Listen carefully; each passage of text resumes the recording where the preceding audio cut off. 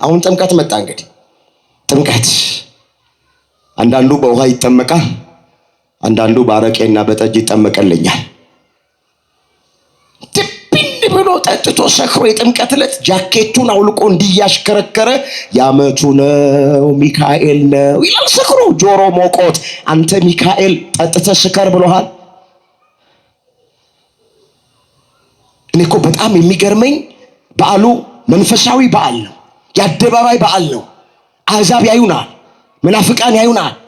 አይታችሁ ከሆነ ገና ታቦታቱ ሳይገቡ ጠረጴዛቸው ላይ የድራፍት ብርጭቆ ደርድረው ቲሸርት ለብሰው እኮ ነው አንድ ሃይማኖት፣ አንድ ጥምቀት፣ አንድ ጌታ የሚል ቲሸርት ለብሰው ታቦታቱን የተሸከሙ ካህናትን ስታዩአቸው ከሰፈር ተነስታችሁ ተከተሏቸው የሚል ጥቅስ፣ ያመነ የተጠመቀ ይድናል የሚል ጥቅስ ቲሸርት ለብሰው ጠቅሰው ልብሳቸው ላይ ቢራ ከበው ይቀመጡልኛል። እኛ ካልነገርናችሁ ማን ሊናገር ነው? ወገኖቼ ወጣቶች ናችሁ ብዙዎቻችሁ አይደለም?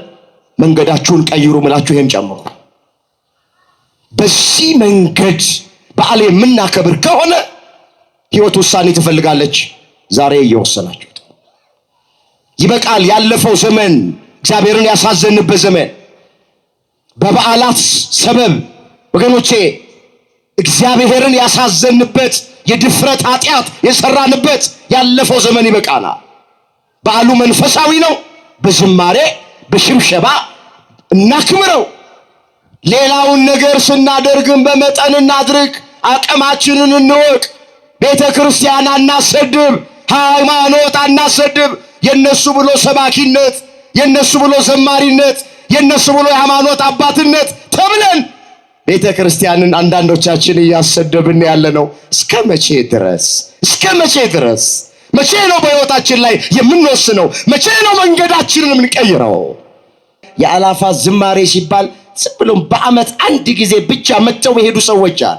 ውድ የሆነ ሽቶ አርከፍክፈው ውድ የሆነ ልብስ ለብሰው በቃ ራስ ልክ እንደ ኮንሰርት ይመስላቸዋል። ኮንሰርት መንገድ መቀየር፣ ህይወት መቀየር፣ በመጣንበት ህይወት አለመመለስ። እግዚአብሔር በተለወጠ ማንነት እንድናመልከው ይፈልጋል።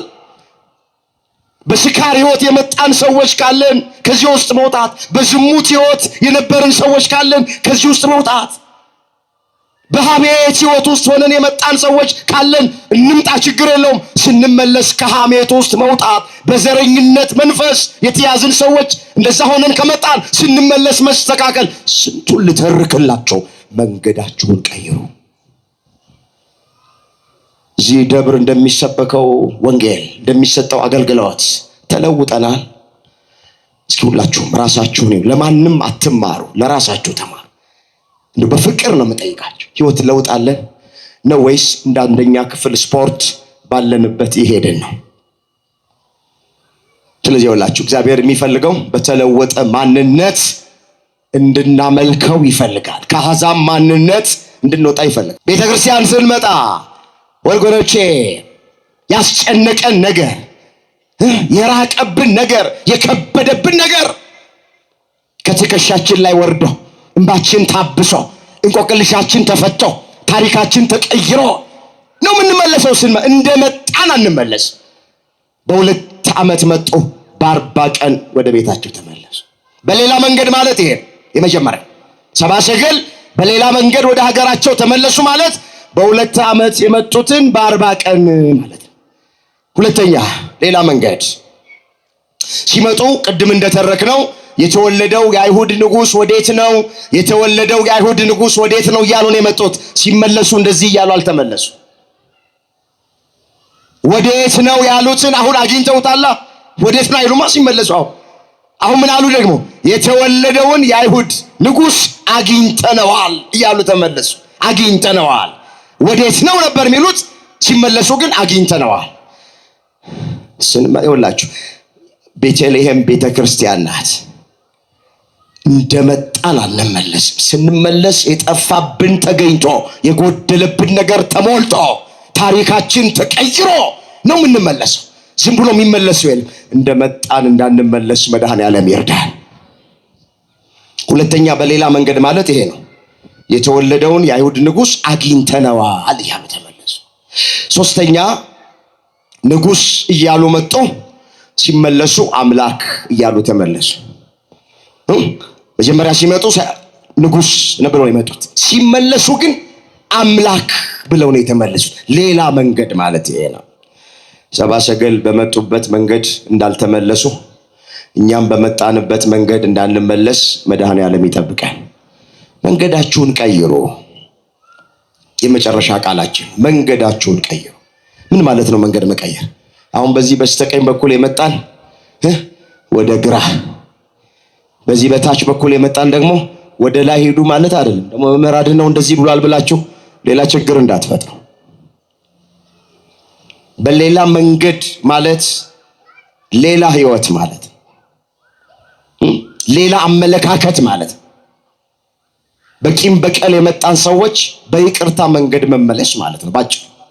ሌላ መንገድ ማለት በጥላቻ መንገድ የመጣን ሰዎች በፍቅር መንገድ መመለስ፣ ይሄ ነው መንገድ መቀየር። በትዕቢት መንገድ የመጣን ሰዎች ምናልባት ካለን በትህትና መንገድ መመለስ፣ በመለያየት መንገድ የመጣን ሰዎች ካለን በመስማማት መንገድ መመለስ፣ በአምልኮተ ጣዖት መንገድ የመጣን ሰዎች ካለን በአምልኮተ እግዚአብሔር መንገድ መመለስ፣ በጥርጥር መንገድ የመጣን ባለማመን መንገድ የመጣን ሰዎች ካለን በእምነት መንገድ መመለስ። መንገዳችሁን ቀይሩ። አሁን ቤተክርስቲያን የሚመጣ ሰው አልጠፋም። እንደኔ የሚሰብክ አልጠፋም። እንደናንተም ቁጭ ብሎ የሚማር ሰው አልጠፋም። ትልቁ ችግር እንደመጣን ነው እየተመለስን ያለን። ብዙዎቻችን በህይወታችን ብዙ ለውጥ የለብን። በደንብ እስኪ ራሳችን ይሄ ድምጽ የሚሰማ በደንብ ራሳችን ያስቀድስ ሞልቷል። ኪዳን የሚያደርስ ሞልቷል። በየገዳማቱ የሚዞር ሞልቷል። በአመት አንዴና ሁለቴ አደባባይ ላይ ያሉ በዓላት ወጥቶ የጥምቀት በዓል የመስቀል በዓል የሚያከብር ሞልቷል። የሰው አቆጣጠርና የእግዚአብሔር አቆጣጠር የተለያየ ነው። አንድ መጽሐፍ ላይ ምን ይላል? ይህን ትምህርት አንድ መምህር አንድ አባት ሲያስተምሩ ጉባኤ ውስጥ ቁጭ ብሎ የሆነ ልጅ ይማራል። በእግዚአብሔር ዘንድ አንድ ቀን በሰው ዘንድ 1000 ዓመት ነው፣ በሰው ዘንድ 1000 ዓመት በእግዚአብሔር ዘንድ አንድ ቀን ነው ይሰማል። በሰው ዘንድ 100 ሚሊዮን ብር ማለት በእግዚአብሔር ዘንድ 5 ሳንቲም ናት ሲባል ሰማ። ጉባኤው አለቀ። ላሳጥረላችሁ። ልክ ጉባኤው ሲያልቅ ቤተክርስቲያን በርጋ ድፍት አለና ጌታ ሆይ 5 ሳንቲም ስጠኝ አለው። ስንት ስጠኝ? በእግዚአብሔር ዘንድ 5 ሳንቲም፣ በሰው ዘንድ ስንት ነው? 100 ሚሊዮን። አሁን እሱ ብልጥ ሆኖ አራዳ ሆኖ መለመሉ ነው። 5 ሳንቲም ብቻ ጌታ ሆይ። እግዚአብሔር ሰማውና ምን አለው ይላል መጽሐፉ? ልጄ 1 ቀን ጠብቀኛል። ስንት ቀን? ምን ማለት ነው? በሰው ዘንድ 1000 ዓመት ይሰጠዋል? አይሰጠውም። 1000 ዓመት የኖረ የለም የሚኖርም የለም በዚህ ምድር ላይ። ትልቁ ዕድሜ የማቱሳላ ነው፣ 969 ዓመት ነው። ሺህ የደፈነ የለም። ሩብ ጉዳይ ላይ ነው የተጠራው ማቱሳላ። 1 ቀን ጠብቀኝ ሲለው በእግዚአብሔር ዘንድ 1 ቀን በሰው ዘንድ 1000 ዓመት አይደለም። ስለዚህ አይሰጠውም። ይኸውላችሁ እግረ መንገዳችንን ቤተክርስቲያን መተን ብልጣብልጥ በመሆን በቴክኒክና በታክቲክ ለምነ መቀበል አትችልም። በሞኝነት በየዋህነት በትህትና ነው መባረክ የምትችለው። አንዳንድ ሰዎች በዓለም የለመዱትን በውጭ የለመዱትን መሹለኩለክ ብልጣብልጥነት ቤተክርስቲያን ውስጥ የሚገኝ በጭራሽ አታገኙ። እግዚአብሔርን ማንም ሰው ሊሸነግለው አይችልም። እግዚአብሔርን ማንም ሰው ሊያታልለው አይችልም። ይኸውላችሁ ስትጸልዩም የሚያምሩ ቃላት በመጸለይ ውብ ቃላት እየመረጣችሁ በመጸለያችሁ አይደለም ጸሎታችሁ መልስ የሚያመጣው፣ የልባችን ንጽህና ነው። ትህትናችን፣ መሰበራችን፣ ራሳችንን ዝቅ ማድረጋችን አማኞች መሆናችን እንጂ ንግግራችን ስላመነ ወይም ረጅም ጸሎት ስለጸለይን አይደለም እግዚአብሔር የሚሰማ። በዓለም ይቻላል። የመንግስት ቢሮ የሆነ ቦታ ስንሄድ ብልጥ በመሆን ምናምን ቀልጣፋ በመሆን ምናምን ጉዳይ ፈጽሞ ከሰልፉ ፊት ገብቶ የሆነ ነገር ፈጽሞ መሄድ በዓለም እግዚአብሔር ቤት ግን እንደዛ የለም፣ አይቻልም። እግዚአብሔር ቤት ትሁት በመሆን ሞኝ በመሆን በእምነት ሞኝነት ማለት ነው፣ የዋ በመሆን ቅን በመሆን ገር በመሆን የልባችን መሻት ይፈጸማል። እግዚአብሔር ቅኖች ያርገን፣ አሜን በሉ። እግዚአብሔር ትሁታን ያርገን ሁላችንን። በጎ ሕሊና እግዚአብሔር ለሁላችን ያድለን። እንመለስ። ሁለተኛ ክርስቶስ የተወለደው ለአዳም የገባውን ቃል ኪዳን ለመፈጸም። ቃል ኪዳኑ ምንድነው? ከ5 ቀን ተኩል በኋላ ከልጅ ልጅ ተወልጄ አድናለሁ።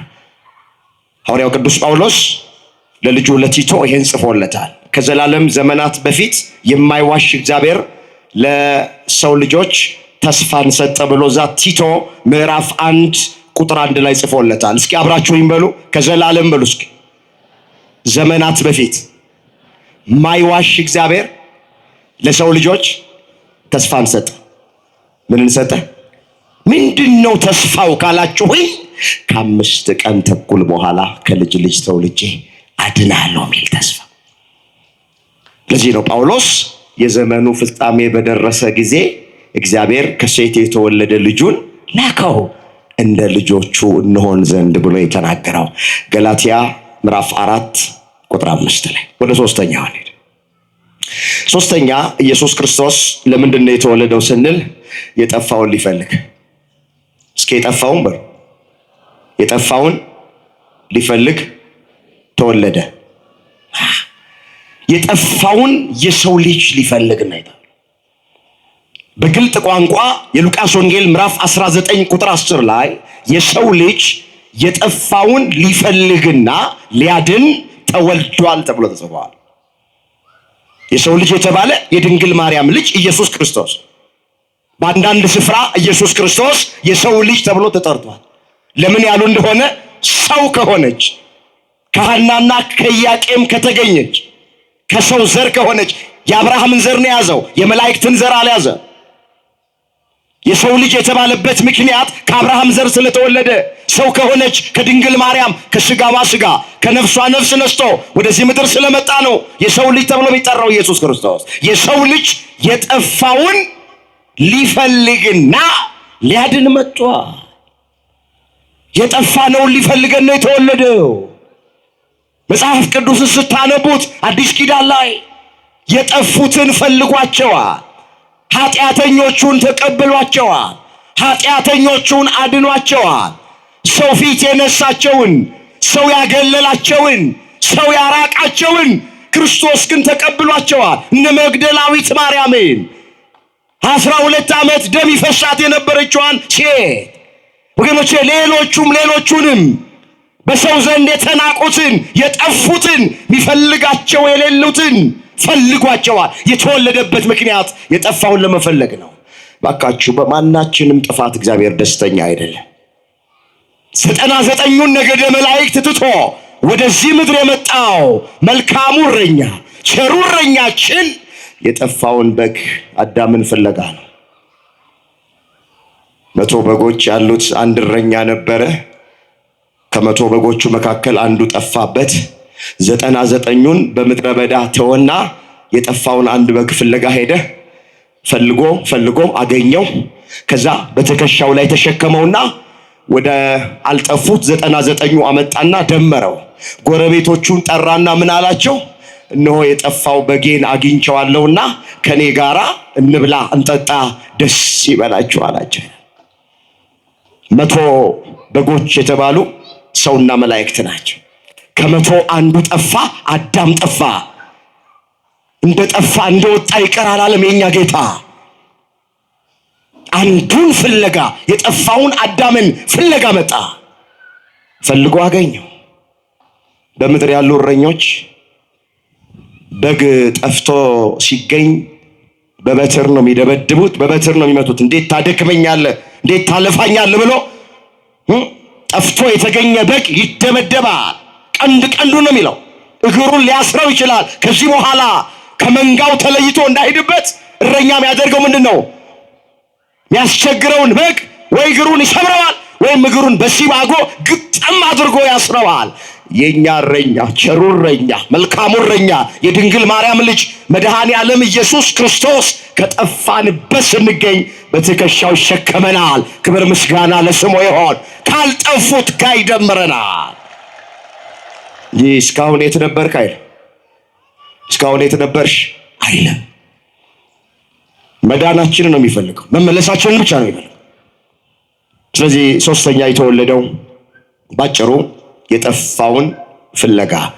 አራተኛና የመጨረሻ ለምን ተወለደ ስንል የዲያብሎስን ስራ እንዲያፈርስ የእግዚአብሔር ልጅ ተገለጠ ተብሎ ስለተጻፈ ይህ ቃል ይፈጸም ዘንድ። እዚህ በአንደኛ ዮሐንስ መልእክት ምዕራፍ 3 ቁጥር 8 ላይ ቅዱስ ዮሐንስ ወልደ ነጎድጓድ ሲናገር ምን አለ?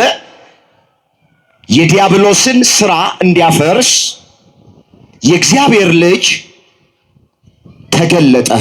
እስኪ አብረን እንበለው። የዲያብሎስን በሉስ ስራ እንዲያፈርስ የእግዚአብሔር ልጅ ተገለጠ። የእግዚአብሔር ልጅ የተባለ ኢየሱስ ክርስቶስ ነው። የአብ የባህሪ ልጁ ነው። እኛ የእግዚአብሔር ልጆች ብንባል ልጅነታችን የጸጋ ነው። ኢየሱስ ክርስቶስ የእግዚአብሔር ልጅ ነው ሲባል የባህሪ ልጁ ነው። የእግዚአብሔር ልጅ ደግሞ እግዚአብሔር ነው። ስለዚህ የዲያብሎስን ስራ እንዲያፈርስ የእግዚአብሔር ልጅ ኢየሱስ ክርስቶስ ተገለጠ፣ ተወለደ። የዲያብሎስ ስራ ምንድን ነው? ነፍሰ ገዳይ አይደል ዲያብሎስ? የዮሐንስ ወንጌል ምዕራፍ 8 ቁጥር 44 ላይ በመጀመሪያ ነፍሰ ገዳይ እሱ ነው ይላል። ወገኖቼ በቃየል ላይ አድሮ አቤልን የገደለው ዲያብሎስ ነው። ዲያብሎስ ነፍሰ ገዳይ ነው። ስለዚህ የነፍሰ ገዳዩን የዲያብሎስን ስራ እንዲያፈርስ ኢየሱስ ክርስቶስ ሕይወት ሆኖ ተገለጠ። እኔ ሕይወት፣ እውነት፣ መንገድ ነኝ። ሌላው የዲያብሎስ ስራ ምንድን ነው? የጨለማ ስራ። የጨለማውን የዲያብሎስን ስራ እንዲያፈርስ ብርሃን ሆኖ ኢየሱስ ክርስቶስ ተገለጠ። የዓለም ብርሃን እኔ ነኝ አለ። የዲያብሎስ ስራ ሌላው ሐሰት ነው። ሐሰተኛ፣ የሐሰት አባት፣ አቡሃ ለሐሰት እየተባለ ይጠራል። ሐሰት የዲያብሎስን ስራ ያፈርስ ዘንድ ኢየሱስ ክርስቶስ እውነት ሆኖ ተገለጠ። አሁን እኔ ሕይወት፣ እውነት፣ መንገድ ነኝ እንዳለ ማለት። አራተኛ የተወለደበት ምክንያት የዲያብሎስን ስራ ሊያፈርስ ነው። ወገኖቼ የዲያብሎስ ስራ ፈርሷል። ምን ብሏል? ምን ብሏል? ፈርሷል። ዲያብሎስ ተሸንፏል። ዲያብሎስ ተዋርዷል። ዲያብሎስ ተጥሏል። እሱ ኢየሱስ ክርስቶስ ሕይወት ሊሰጠን፣ ሕይወት ሊያበዛልን የመጣው ምን አለ ቅዱስ ዮሐንስ? ሌባው ሊሰርቅ፣ ሊያርድ፣ ሊያጠፋ እንጂ ስለሌላ አይመጣም። እኔ ግን አለ ሕይወት እንዲሆንላችሁ እንዲበዛላችሁ መጣው አለ። ዮሐንስ 10 ቁጥር 10 ላይ ቃሉን አስተውሉት። ኢየሱስ ክርስቶስ የመጣው ሕይወት ሊሰጠን ነው። ወገኖቼ ሌባው ግን አለ ዲያብሎስን ነው። አዳምና ሔዋንን ሰርቆ በሐሰት ከገነት አስወጥቷቸዋል። ሌባው ዲያብሎስ ሊሰርቅ፣ ሊያርድ፣ ሊያጠፋ እንጂ ስለሌላ አይመጣም አለ። እኔ ግን ሕይወት እንዲሆንላችሁ፣ ሕይወት እንዲበዛላችሁ መጣሁ አለ። ተወለድኩ ማለት ነው። ስለዚህ ከላይ ባየናቸው ምክንያቶች ጌታችን መድኃኒታችን ኢየሱስ ክርስቶስ ከድንግል ማርያም በአዲስ ኪዳን መወለድ አስፈልጎታል። ባጭሩ ስለ ክርስቶስ ልደት ስንናገር ድንግል ማርያምን ለይተን አንተዋት። ለምን 9 ወር ከ5 ቀን በማህፀኗ የተሸከመችው እሷ ናት። ጡቶቿን አጥብታ ያሳደገችው እሷ ናት። በክንዶቿ ያቀፈችው እሷ ናት። በጀርባዋ ያዘለችው እሷ ናት። የድህነታችን ምክንያት እሷ ናት። ምልክታችን እሷ ናት። ክርስቶስ ተወለደ ስንል ከማን ነው የተወለደው የሚል ጥያቄ አነሳ። ስለዚህ እናትን ጥሎ ልጅን አንጠልጥሎ የለም፣ ልጅንም አውጥሎ እናትንም አንጠልጥሎ የለም። እናትና ልጁ ነው የምንይዘው። አንዳንዶች እናቱን ጥለው ልጅን አንጠልጥሎ የሚዞሩ አሉ። አንዳንዶች ደግሞ ልጁን ጥለው እናት አንጠልጥሎ እንደዚህ አይነት ትምህርት የለም። ሕፃንና እናቱን ይዘህ ወደ ግብፅ ሽሽ።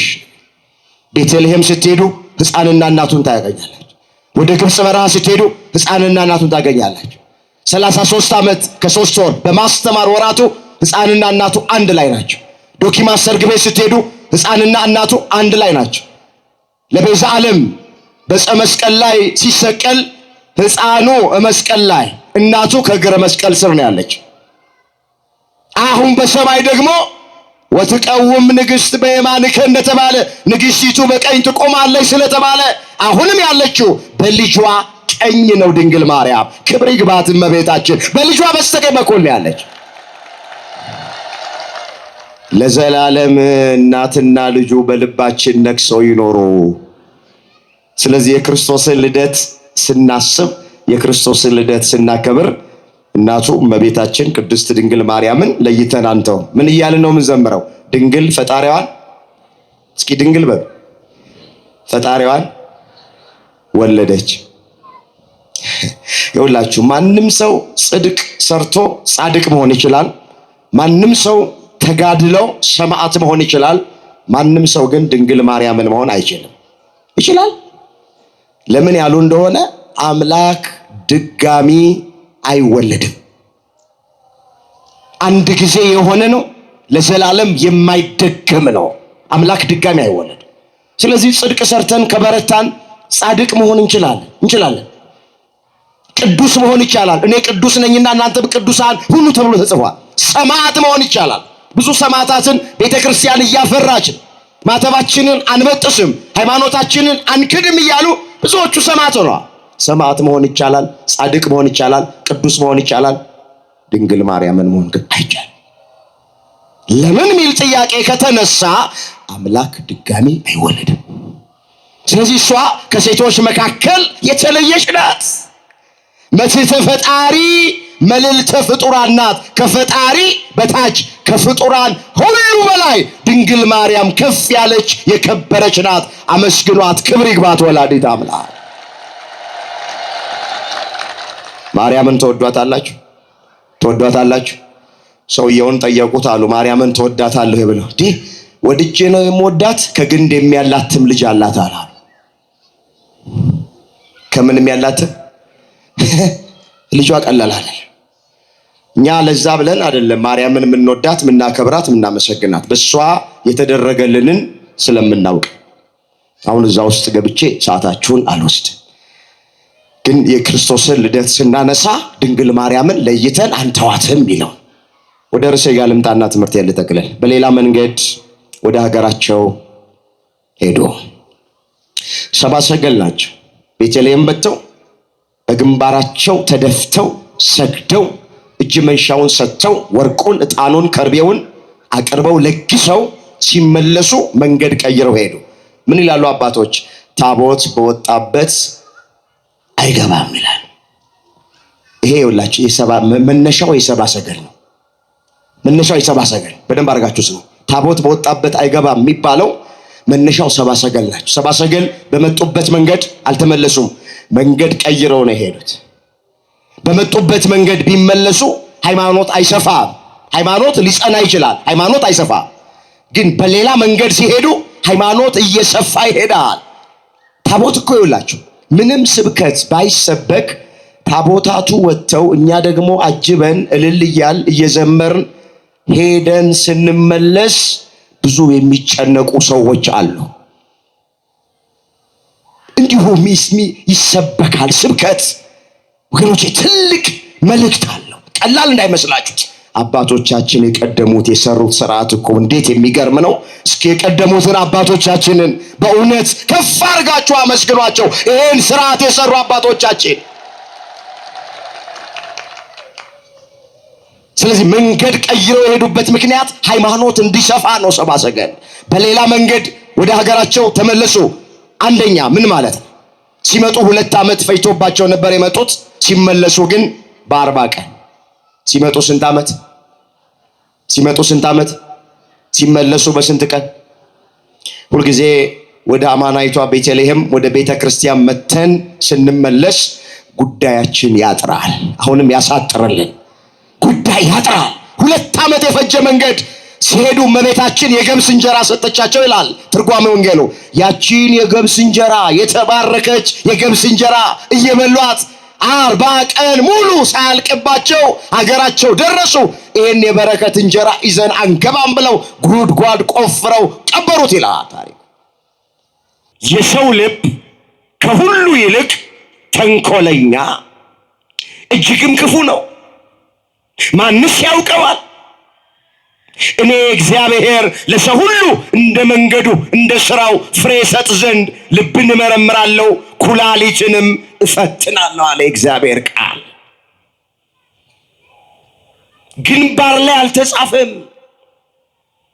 ሰውን ቀምሰን ማወቅ አንችልም። ስንቱን እያቆላመጠን እየጠራ ነው። አፈር ልብላልህ እያልን ስንቱን አፈር ድም ያበላ ነው ቤት ይቁጠረው። አንገታችንን እየደፋን እየተቀለሰለስን ስንቱን ወደ ወህኒ አሳልፈን ሰጠን። የስንቱን ትዳር አፈረስን። እንግዲያውስ ቤተክርስቲያን ይመጣ አልጠፋም፣ ሚያስቀድስ አልጠፋም፣ እንደኔ የሚሰብክ አልጠፋም፣ የሚዘምር አልጠፋም፣ ከበሮ ይመታ አልጠፋም። ዛሬ ህይወት ያለው ሰው ነው የጠፋው። ሄሮድስ እንዲህ ያደረገ ማለት ቁም ነገር አይደለም። ዛሬም የሄሮድስን ግብር የተከተልን አንዳንዶች አለ። እግዚአብሔር ሁላችንን ይፈውሰን፣ አሜን በሉ። ታውቃላችሁ አራዊት ማስመሰል አይችሉም። ውሻ ከመናከሱ በፊት ይጮሃል። ነብር አባቶች እንደሚናገሩት የሰውን ልጅ ከመዋጡ በፊት፣ ከመበላቱ በፊት፣ ከመግደሉ በፊት ሰውነቱ ይነፋፋል። ሰው ሲያይ ያለበት ቦታ ሆኖ ነብር ሰውነቱ እያንዳንዱ አውሬ ምልክት ሰጥቶ ነው የሚያጠቃው። ምንም ምልክት ሳይሰጥ የሚያጠቃ የሰው ልጅ ነው። ምልክት የለም። ይስቅልሃል፣ ትስቅልሃለች። አንገቱን ይደፋል፣ ይቅለሰለሳል። ሰላም ሲል ሸርተት የሚገባ ይመስላል፣ የሚወደን ይመስለናል። እሱ እዛ ጉድጓድ እየቆፈረልን ነው። መርስ እየበጠበጠ ነው። የእንቅፋት ድንጋይ እያስቀመጠ ነው። ምክር እየመከረብን ነው። እዚህ የደረስነው ጠላት ስለሌለብን ሳይሆን ማን ስለጠበቀን ነው? ከልባችሁ አመስግኑ የጠበቀንን አምላክ እግዚአብሔር ይመስገን እንጂ በየሴንቲሜትሩ እኮ ነው ወጥመዱ የሚጠመደው። እግዚአብሔር ልጆች ምክሩ የሚመከረው ጉድጓዱ የሚቆፈረው ግን አማኑኤል ከኛ ጋር ስለሆነ፣ እግዚአብሔር ከኛ ጋር ስለሆነ፣ መድኃኔ ዓለም ከኛ ጋር ስለሆነ፣ አባታችን ከኛ ጋር ስለሆነ መርዙን እያከሸፈ ወጥመዱን እየበጣጠሰ የተቆፈረብንን ጉድጓድ የቆፈሩ ሰዎች ራሳቸው እየገቡበት ይሄው ነጭ አልብሶ እግዚአብሔር በክብር እዚህ አድርሶናል። ባካችሁ ከፍ አድርጋችሁ አመስግኑት። ክብር ምስጋና ለአምላካችን ለእግዚአብሔር ይሁን። እንመለስ። እኔም መጥቼ እንድሰግድለት ንገሩኝ አላቸው። ሰብአ ሰገልን ሄሮድስ ሄዱ። ኮከቡ እየመራቸው ታሪኩ እንደምናውቅ በጣት የመጠቆም ያክል ጌታ የተወለደበትን ቦታ ኮከብ አሳያቸው። ከዛ ተሰወራቸው። ልክ እዛ ሲደርሱ እመቤታችን የበኩር ልጇን ወልዳ በጨርቅ ጠቅልላ በከብቶች ግርግም ውስጥ ለዓይን በሚከፋ ለአፍንጫ በሚከረፋ ስፍራ በተናቀው ስፍራ ላይ ሳትጸየፍ እዛ ወልዳው አቅፋ ሰብአ ሰገል ተመለከቱ። እግረ መንገድ ይሄ ትልቅ ምስጢር ያለው ቃል ነው። ያንን የከብቶች ግርግም ያልተጸየፈ ጌታ እኛንም አይጸየፈንም። ሰዎች ሊጸየፉን ይችላሉ። በጎረቤት የሚያቆን፣ በቢሮም ያቆን፣ በቤተክርስቲያን ውስጥ የሚያቆን ሰዎች እከሌም መጣ እከሊትም መጣች ብለው ሰዎች ሊጸየፉን፣ ጣታቸውን ሊቀስሩብን፣ ፊታቸውን ሊከሰክሱብን ይችላሉ። ጉባኤ ለመካፈል ቤተክርስቲያን ስንመጣ፣ ቅዳሴ ለማስቀደስ ቤተክርስቲያን ስንመጣ፣ ለመሳለም ቤተክርስቲያን ስንመጣ ደግሞ ፊት ለፊት ትቀመጣለች እንዴ? ለማያውቁሽ ታጠኝ ደግሞ ውስጥ መቅደስ ገብቶ ያስቀድሳል እንዴ? ለማያውቁ ታጠን ብለው ሰዎች ሊጸየፉን ይችላል። መድኃኔ ዓለም ግን አይጸየፈንም።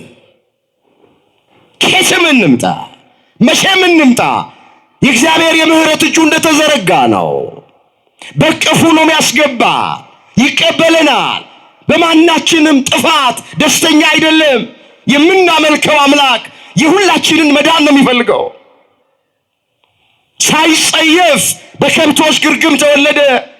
ድንግል ማርያም ሳትጸየፍ የበኩር ልጇን ወለደች። ስለዚህ እመቤታችንም አትጸየፈንም፣ ልጇ ኢየሱስ ክርስቶስም አይጸየፈንም። መጽሐፍ እንደዚህ ይላል፣ ነፍሴ አትጸየፋችሁም ይላል የሰራዊት ጌታ እግዚአብሔር ተብሎ ተጽፏል። ኦሪት ዘሌዋውያን ምዕራፍ 26 ቁጥር 12 ላይ እስኪ አብራችሁ ይበሉ ይሄን ቃል። ነፍሴ በሉ እስኪ አትጸየፋችሁም ይላል የሰራዊት ጌታ እግዚአብሔር። እግዚአብሔር ይጸየፈናል? አይጸየፈንም። ሰዎች ባልንጀሮቻችን ሊጸየፉን፣ ጎረቤቶቻችን ሊጸየፉን፣ ወንድሞችና እህቶቻችን ሕይወታችንን የሚያውቁ ምስጢራችንን የነገርናቸው ሰዎች ሊጸየፉን ይችላሉ። እግዚአብሔር ግን ማንንም ሰው አይጸየፈም። ልደቱ እሱን ያስተምረናል። በቤተልሔም መወለድ ሳይጸየፍ ነው የተወለደው። በዓይነ ሕሊናችሁ ሳሉ እስኪ የከብቶችን ግርግም ሁሉ ነገራቸውን የሚጸዳዱት እዛው እኮ ነው። እንኳን እዛ ስፍራ ላይ ለመወለድ በዛ ማለፍ ራሱ ደስ አይልም። ግን ሳይጸየፍ እዛ ጌታችን ተወለደ። ወዲያው ሳጥኖቻቸውን ከፈቱና ሰብአ ሰገል ወርቁን፣ ዕጣኑን፣ ከርቤውን ገበሩለት ለተወለደው ሕፃን። በግንባራቸው ተደፍተው ሰገዱ ይላል። ቤተልሔም ሲደርሱ ሕፃኑ ኢየሱስ ክርስቶስን በእናቱ እቅፍ አገኙት ይላል። ወገኖቼ አማናይቷ ቤተልሔማችን ቅድስት ቤተ ክርስቲያን ናት። ወደዚች ቤተ ክርስቲያን ስንመጣ ሕፃኑን ከእናቱ ጋር እናገኛለን። ሌላ ቦታ ብትሄዱ ከኛ ቤተ እምነት ውጪ እናትን ጥለው ልጅን አንጠልጥለው ነው መሄዱት። ሰብአ ሰገል ቤተልሔም ሲደርሱ ሕፃኑ ኢየሱስ ክርስቶስን ብቻ አገኙት ተብሎ አልተጻፈም። ሕፃኑን ከእናቱ ጋር አገኙት።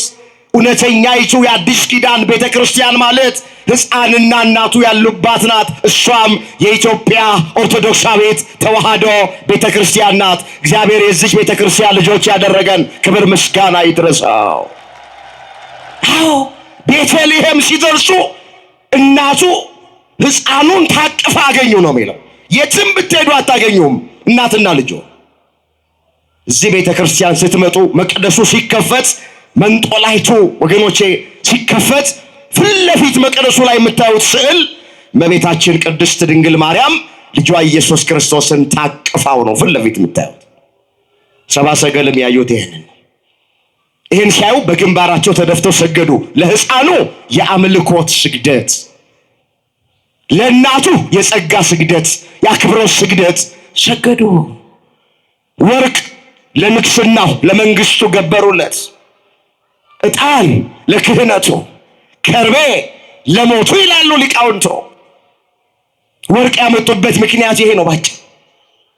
ቀድሞ የምናጠንላቸው ነገስታት ሲጀመር ፍጡራን ናቸው፣ በኋላ ኃላፊያን ናቸው። አንተ ቀድሞ ያልተፈጠርክነ በኋላ ማታልፍን ብለው ሲሉ ወርቅ ለንግስናው ለመንግስቱ አመጡና ሰጡት። ዕጣን ያመጡበት ምክንያት ቀድሞ የምናጠንላቸው ጣዖታት ፍጡራን ናቸው፣ ኋላም ኃላፊያን ናቸው።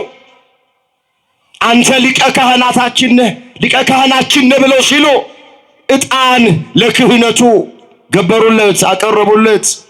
ከርቤ ሁለት የሆነውን ነገር የተለያየውን ነገር አንድ ያደርጋል። ከርቤ ሕዝብና አሕዛብን የተገረዘውና ያልተገረዘውን በሩቅና በቅርብ ያለውን አንድ ልታደርግ መጣ ተወለድክ ብለው ሲሉ ከርቤ አመጡና ገበሩለት።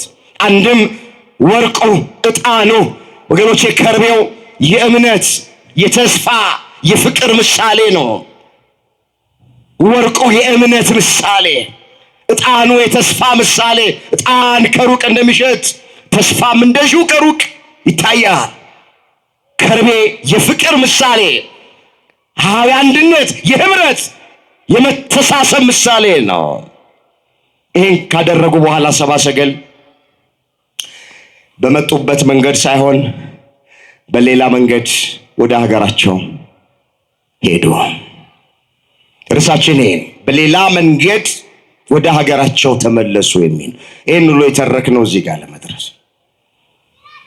አሁን ለምን እንደተወለደ እስኪ ጥቂት ነገሮችን ላስታውሳችሁ።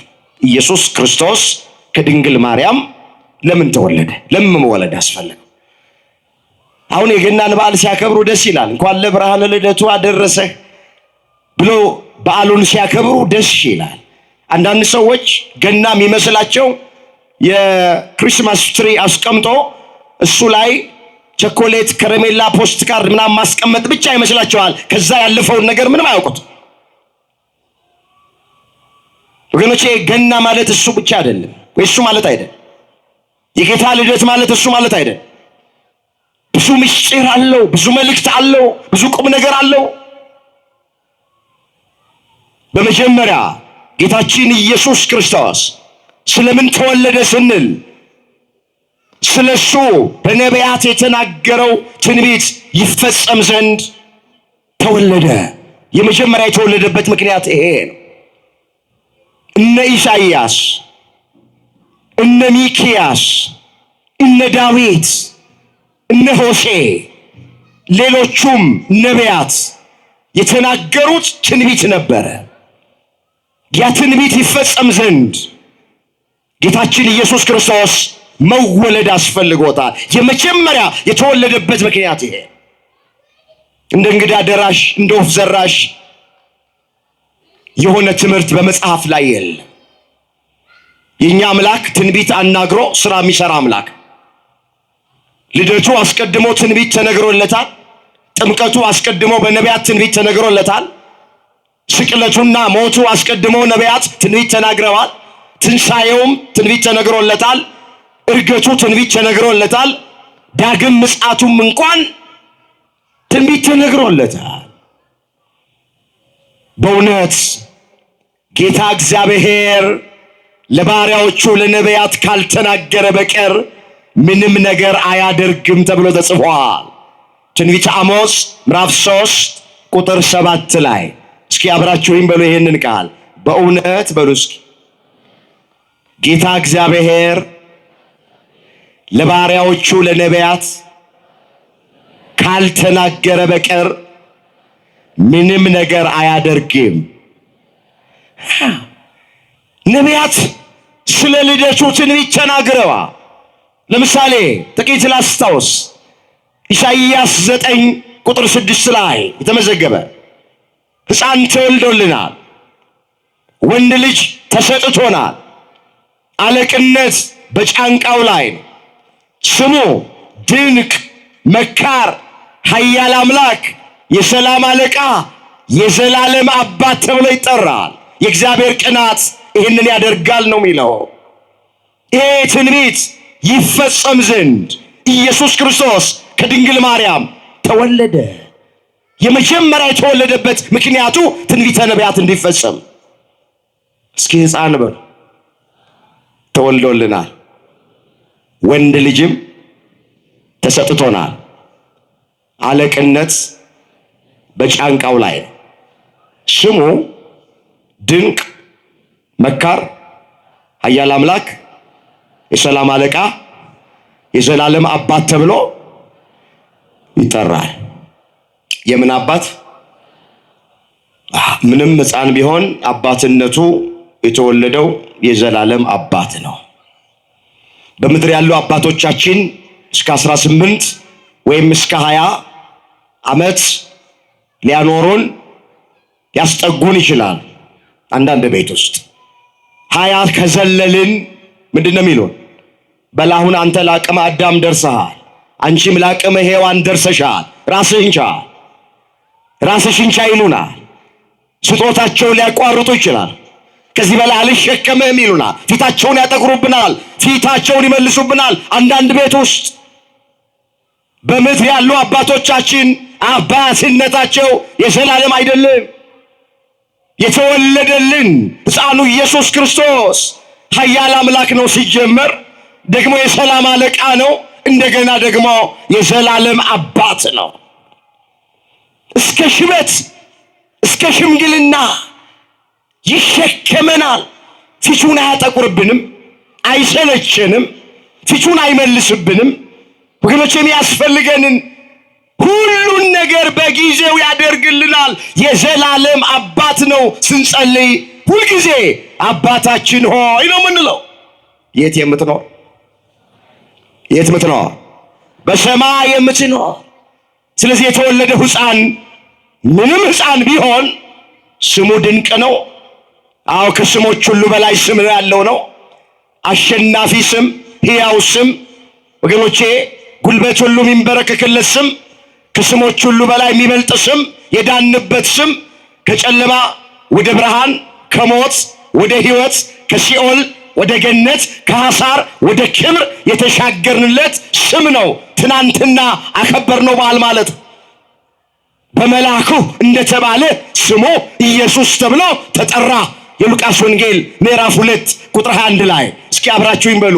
በመልአኩ በሉ እስኪ እንደተባለ ስሙ ኢየሱስ ተብሎ ተጠራ።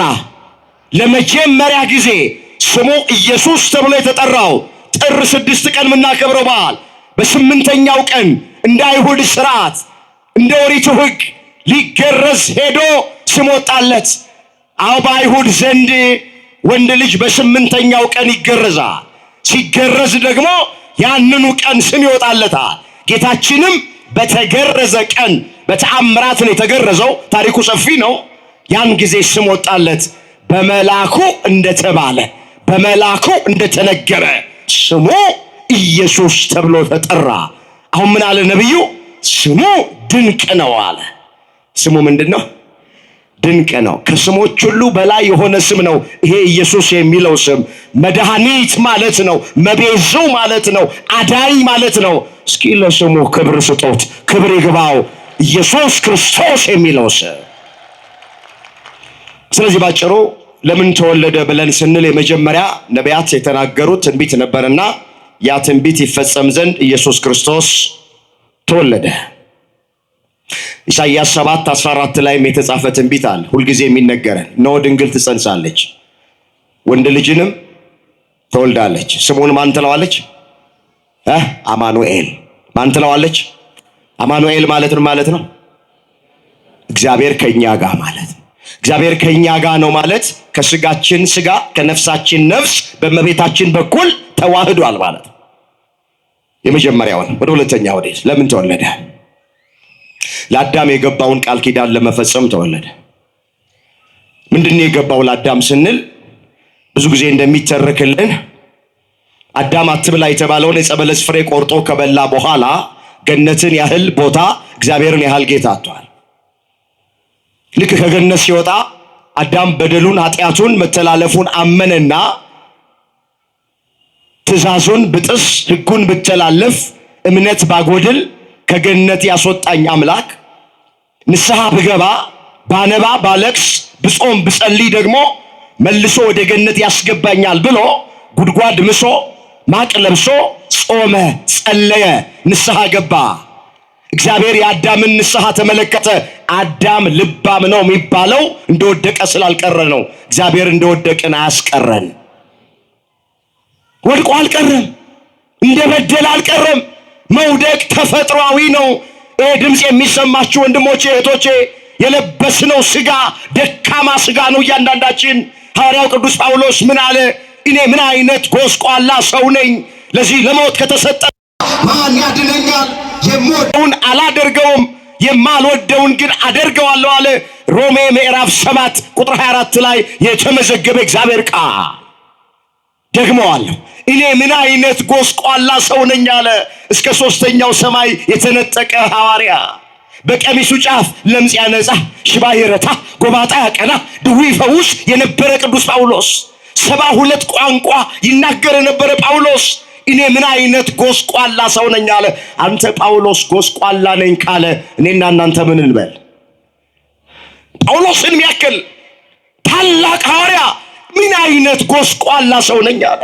ለዚህ ለሞት ከተሰጠ ስጋ ማን ያድነኛል አለ። የምወደውን ነገር አላደርገውም አለ። የብዙዎቻችን ችግር ይሄ አይደል? የምንወደውን ማድረግ አቅቶን የለም፣ ማልወደውን አደርገዋለሁ አለ።